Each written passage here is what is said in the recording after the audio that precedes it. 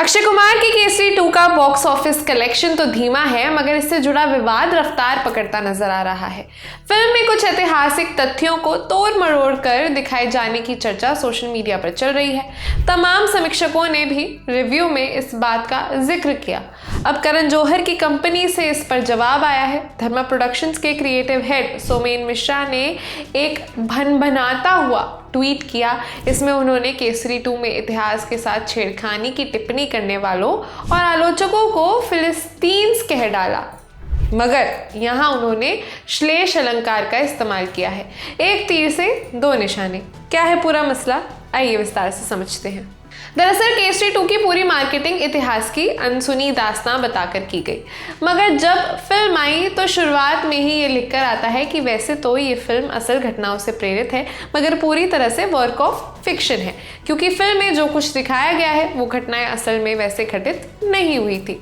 Makers ने इस film को बनाने में भरपूर रचनात्मकता दिखाई, मगर फिक्शन को इतिहास बताकर बेचे जाने पर जब उनकी आलोचना हुई तो मेकर्स भड़क गए।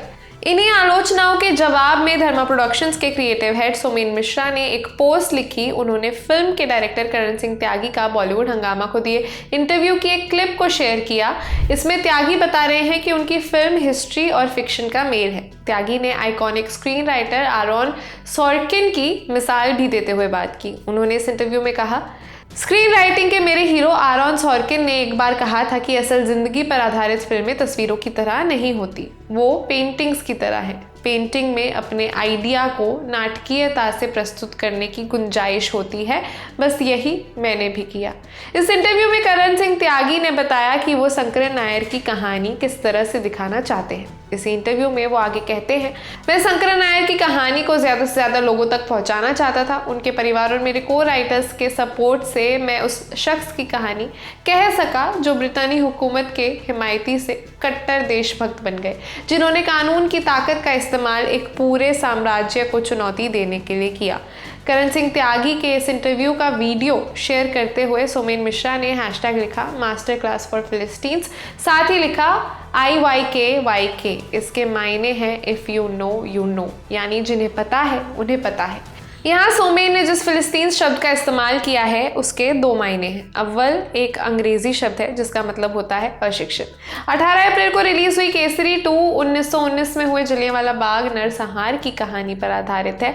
वहाँ जनरल रेजिनाल्ड डायर ने बेकसूर लोगों पर अंधाधुंध गोलियां चलवा दी थी। फिल्म में दिखाया गया है कि शंकरन नायर ने इस घटना से नाराज होकर ब्रिटिश वाइसरॉयज काउंसिल से इस्तीफा दे दिया था और जनरल डायर को इस नरसंहार का दोषी ठहराने के लिए अदालत पहुंच गए थे।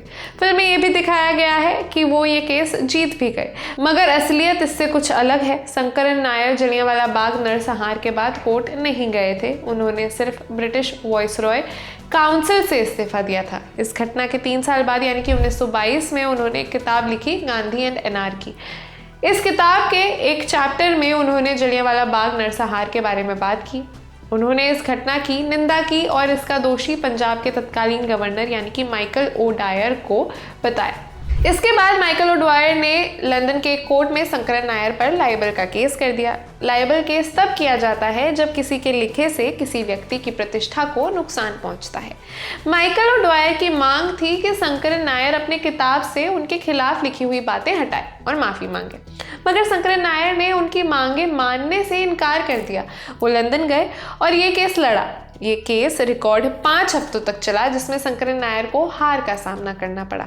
साथ ही उन्हें माइकल ओ डायर को फाइन की रकम और केस में खर्च हुए पैसों का भुगतान भी करना पड़ा। असल मामला ये है, मगर फिल्म में ना ही तो कहीं लंदन का जिक्र है और ना ही माइकल ओ डायर का, क्योंकि फिल्म में शंकरन नायर को जनरल रेजिनाल्ड डायर के खिलाफ लड़ते हुए दिखाया गया है, जो कि इतिहास में कभी हुआ ही नहीं। और जो लोग इस चीज़ के लिए मेकर्स की आलोचना कर रहे हैं, उन्हें फिल्म के क्रिएटिव हेड सोमेन मिश्रा ने अशिक्षित करार दिया है।